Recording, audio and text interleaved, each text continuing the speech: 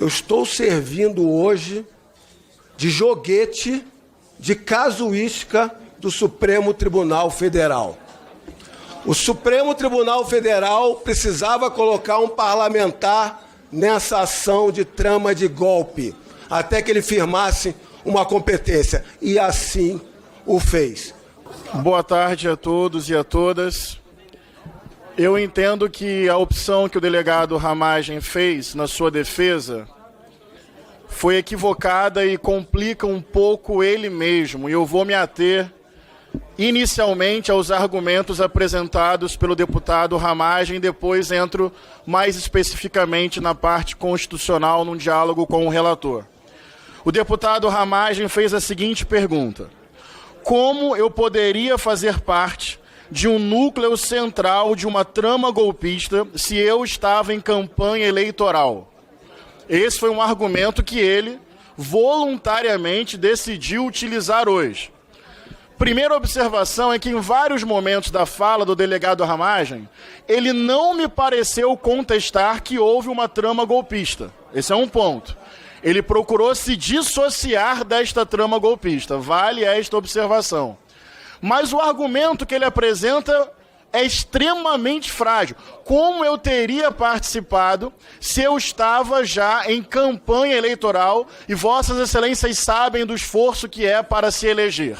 Bem, segundo a denúncia da Procuradoria-Geral da República, os crimes impetrados ou imputados, melhor dizendo, ao delegado Ramagem, não se iniciaram no período eleitoral.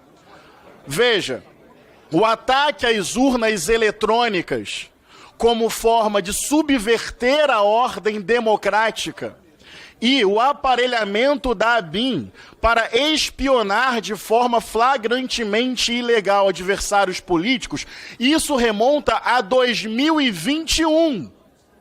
Então vamos lá, não era período pré-eleitoral, não era período eleitoral, não era ano eleitoral, muito menos, obviamente, depois do resultado das eleições e depois da diplomação. O argumento do deputado Ramagem, além de não ser necessário aqui, é uma espécie de atestado de culpa. Veja a fragilidade. Como eu teria participado se eu estava em campanha? Nem faz sentido cronologicamente. Porque os crimes aos quais ele está sendo denunciado remontam ao ano de 2021. Sequer era ano eleitoral. Isso é importante dizer. E nesse sentido, ali já existe a caracterização de associação criminosa para subverter a ordem democrática, para impedir um processo eleitoral que ainda aconteceria. E por que 2021? Essa pergunta é importante. A trama golpista, que se inicia dentro do governo Bolsonaro, com um ano e meio antes da própria eleição, se inicia especialmente depois de que momento? Que momento é chave para isso? Após a anulação das condenações sobre o presidente Lula. E quando Lula se torna elegível novamente. Então, a partir desse momento, de forma mais orgânica, por meio de milícias digitais, por meio de desinformação, fake news, calúnia, difamação, aparelhamento de serviço oficial de inteligência, já se começa dentro do governo Bolsonaro um tensionamento, antecipando uma possível provável derrota eleitoral. É muito antes, portanto, do período eleitoral. E não foi mera conjectura ou mera mensagem de WhatsApp. Foram ações coordenadas visando a subversão da ordem democrática. Mas o delegado Ramagem foi além hoje, e insisto, desnecessariamente. Como alguém que é do direito, ele fez um péssimo trabalho de defesa para o seu julgamento, não aqui, mas no STF. Ele perguntou assim: mas veja, se não houvesse 8 de janeiro, haveria investigação sobre o restante? Gente, o pressuposto dessa pergunta é, de novo, um atestado de culpa. Quem fez o 8 de janeiro foram Vossas Excelências, que participaram direto ou indiretamente. Se 8 de janeiro não deu certo, que bom. A democracia sobreviveu, mas foi uma porta de entrada para que toda uma investigação chegasse a diversos crimes cometidos anteriormente. Vossas excelências falharam. E que bom para a democracia, para o povo brasileiro, para a diversidade, para a república e para a cidadania. Mas vossas excelências abriram as portas para essa investigação. Mas atenção, e aqui já é um diálogo com o relator respeitosamente. 8 de janeiro, segundo a investigação, não foi a finalidade inicial. Ninguém está dizendo que lá em 2021 se planejava um atentado à sede dos três poderes. 8 de janeiro, eu vou repetir, não foi a tentativa inicial. 8 de janeiro foi a culminância de um processo e uma tentativa final. Porque antes do 8 de janeiro, Fernanda, teve tentativa de impedimento da posse, tentativa de impedimento da diplomação, minuta para tentar dar um suposto ar jurídico para interditar o TSE e anular a eleição. Antes disso, houve o 30 de outubro com o aparelhamento da PRF para dificultar o acesso às urnas de eleitores do Lula. Repara que tem tentativas no plural.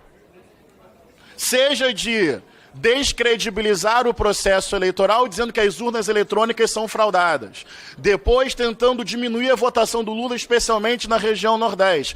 Depois tentando um suposto ar jurídico, dialogando com as Forças Armadas para fazer uma intervenção. Depois caos em Brasília para impedir a diplomação. 8 de janeiro nunca foi planejamento inicial. Sinceramente, ali era desespero.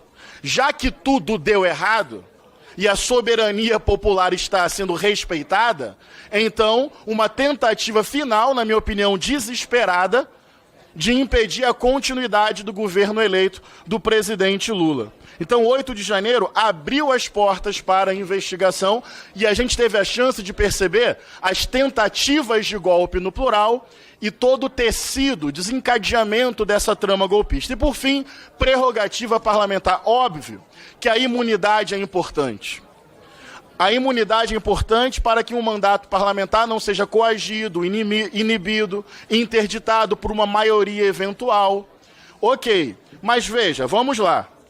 Não tem sustentação jurídica, e aqui é sobre o relatório, abranger outros réus que sequer foram ou são parlamentares. Essa tese, sinceramente, é bizarra, tosca, frágil do ponto de vista jurídico, vai servir de agitação aqui e não tem consequência nenhuma depois.